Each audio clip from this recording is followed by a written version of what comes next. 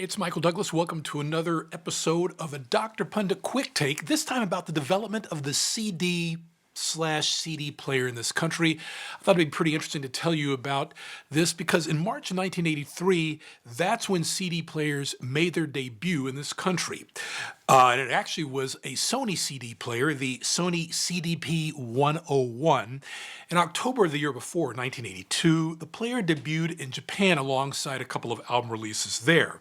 And actually, there were a long line of pressings and demonstrations and developments going back as far as 1976, when Sony and Philips first developed the compact disc. Now, here's a little bit of history of the CD, plus who were the first artists released on the new format. In Japan, Billy Joel's 52nd Street became the first album released on CD with the debut of the CDP-101. This was his 1978 album. However, it was not the first CD ever pressed. A lot of people get that wrong.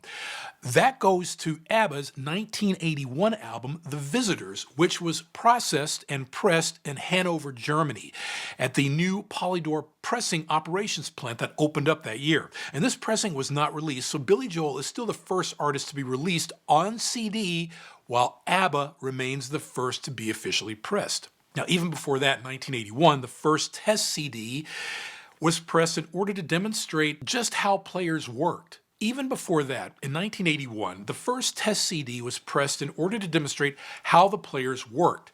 This was a pressing of Richard Strauss's Eine Alpensymphonie.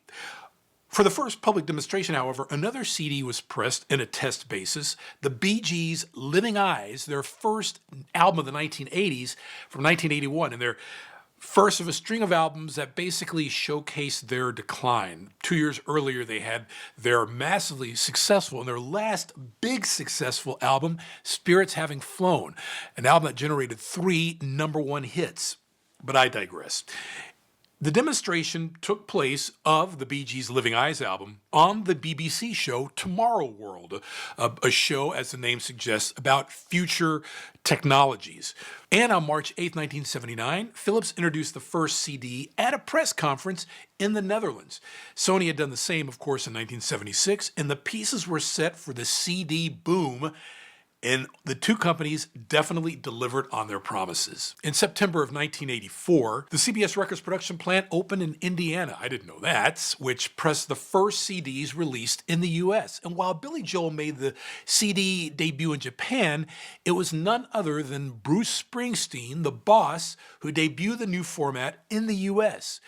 His album, Born in the USA, was the first CD pressed at that Indiana plant. Now, of course, CDs really didn't initially take off commercially until the mid-1980s. Dire Straits' 1985 album, Brothers in Arms, became the first CD to sell over 1 million copies. That was in 1985. Additionally, the CD that sold the most copies, the history of CD sales in this country, was the Beatles compilation disc One, as of 2010.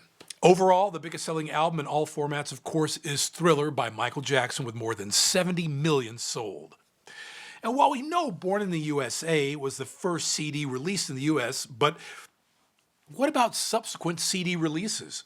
In 1983, new pressings in the U.S. plant included the Police's Synchronicity, Bryan Adams' Cuts Like a Knife, Joe Jackson's Night and Day, Styx's Kilroy Was Here, Billy Joel's An Innocent Man, and David Bowie's Let's Dance. This, of course, doesn't include the mini CDs that were pressed that had already come out previous years. So is all of that confusing enough for you? If not, just rewatch this show again. I'm Michael Douglas. This has been another quick take on Dr. Pundit, and we'll see you next time.